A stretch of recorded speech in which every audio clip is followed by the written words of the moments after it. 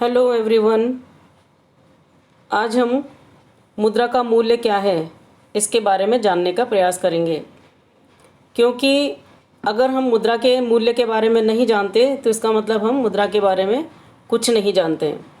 तो अर्थशास्त्र में मुद्रा का मूल्य सामाजिक, राजनीतिक और आर्थिक हर दृष्टिकोण से जानना इसके बारे में बहुत आवश्यक है। विभिन्न अर्थशास्त्रों ने मुद्रा के मूल्य के अर्थ के मुख्य रूप से 3 प्रकार लगाए हैं। पहला ब्याज की दर, दूसरा विनिमय दर और तीसरा मुद्रा की सामान्य क्रय शक्ति। मुद्रा के मूल्य का अर्थ ब्याज की दर से जो मानने वाले हैं उनका कहना है कि बाजार से जैसे अन्य वस्तुओं का क्रय विक्रय होता है तथा उनकी बिक्री पर मुद्रा मूल्य के रूप में प्राप्त होती है, उसी तरह मुद्रा बाजार में मुद्रा का क्रय विक्रय होता है। ऋणदाता ऋणी को मुद्रा कुछ समय बाद वापस लेने की दृष्टि से देता है। ऋण देने की अवधि से लेकर मुद्रा वापस मिलने तक जो त्याग ऋणदाता को करना पड़ता है, उसके बदले में ब्याज के रूप में मिलने वाली राशि ही उसका मूल्य होता है। इस प्रकार मुद्रा के मूल्य का आशय ब्याज दर से लिया जाना चाहिए।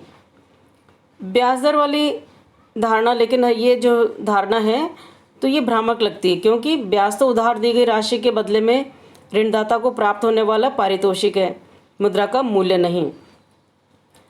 इसलिए कुछ अर्थशास्त्री मुद्रा के मूल्य का तात्पर्य विदेशी विनिमय दर से लगाते हैं, अर्थात मुद्रा के बाहरी मूल्य से।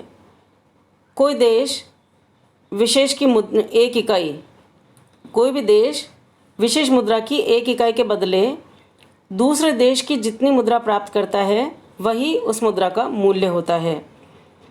तो मुद्रा के मूल्य का यह अर्थ भी सही प्रतीत नहीं होता, क्योंकि विदेशी विनिमय दर का निर्धारण एक देश की मुद्रा को दूसरे देश की मुद्रा से परिवर्तित करने के लिए किया जाता है। अब विदेशी विनिमय दर स्वयं मुद्रा का मूल्य नहीं हो सकती। तो इस प्रकार से ब्याज की दर और विनिमय की दर से जो अर्थशास्त्री मुद्रा के मूल्य का अर्थ लगाते हैं वह उचित प्राप्त नहीं होती।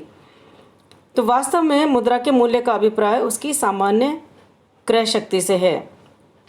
जिस प्रकार वस्तुओं तथा सेवाओं के मूल्य मुद्रा के रूप में व्यक्त किए जा सकते हैं, उसी प्रकार मुद्रा का मूल्य भी वस्तुओं और सेवाओं के रूप में व्यक्त किया जा सकता है।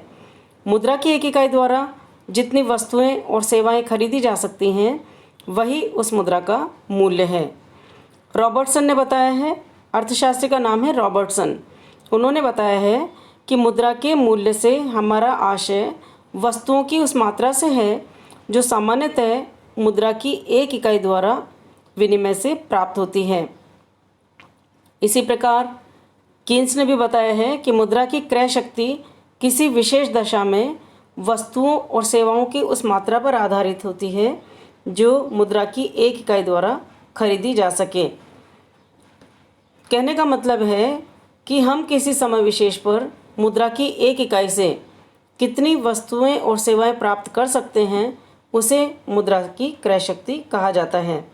इसे हम एक एग्जाम्पल से भी समझ सकते हैं कि यदि हम ये कहें कि 300 ग्राम सेव का मूल्य 1 रुपया है, तो इसका मतलब यह हुआ कि 1 रुपये का मूल्य या उसकी क्रय शक्ति 300 ग्राम सेव है।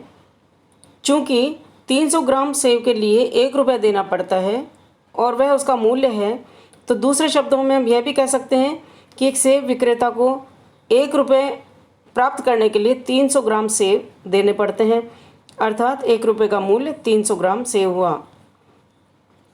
यहाँ लेकिन कठिनाई ये उत्पन्न होती है कि अर्थव्यवस्था में हजारों लाखों प्रकार की वस्तुएं और सेवाएं हैं। अतः यदि मुद्रा का मूल्य हर वस्तु और सेवा के संदर्भ में निकाला गया तो मुद्रा का कोई एक मूल्य न होकर असंख्य मूल्य होंगे। अतः इस कठिनाई को हल करने के लिए मुद्रा का सामूहिक मूल्य निकाला जाता है। जैसे कुछ प्रतिनिधि वस्तुएं और सेवाओं को चुन लिया जाता है और उनका औसत मूल्य निकाल लिया जाता है, जिसे सामान्य मूल्य स्तर कहा जाता है। अब सामान्य मूल्य स्तर का क्या है? जैसा कि मुद्रा का मूल्य सामान्य मूल्य स्तर द्वारा मापा जा सकता है। इरविंग फिशर के अनुसार, फिशर जो कि अर्थशास्त्री, उन्होंने बताया कि मुद्रा की क्रय शक्ति मूल्य स्तर के ठीक विपरीत है। अतः मुद्रा की क्रय शक्ति का अध्ययन मूल्य स्तरों के समान होता है। तो सामान्य मूल्य स्तर के बारे में मैंने आपको एक पिछले वाले वीडियो में भी बताया था, जो कि मुद्रा परिमाण सिद्धांत के अंतर्गत आपको इसमें और भी क्लियर रूप में मिल सकता है। अब हम ये जानने की कोशिश करेंगे कि कीमत सूचकांक क्या है, क्योंकि ये मुद्रा के मूल्य से ही संबंधित है। मुद्रा के मूल्य के संबंध में दो महत्वपूर्ण प्रश्न पैदा होते हैं। जैसे पहला तो ये है कि मुद्रा के मूल्य में आने वाले परिवर्तनों को किस प्रकार मापा जाए, और दूसरा मुद्रा का मूल्य किस प्रकार निर्धारित किया जाए। यहाँ पहले प्रश्न से ये मतलब है कि मुद्रा के मूल्य को सूचकांक की संख्याओं द्वारा अथवा सूचकांकों द्वारा मापा जा सकता है। मुद्रा का मूल्य केवल वस्तुओं और सेवाओं के मूल्य स्तर के रूप में मापा जाना संभव है।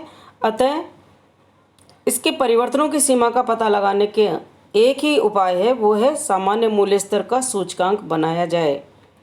इन सूचकांकों या सूचक अंकों का अर्थव्यवस्था में आर्थिक नीतियों के निर्माण में बहुत महत्व होता है, जिन्हें हम निर्देशांक भी कह सकते हैं। सूचकांकों को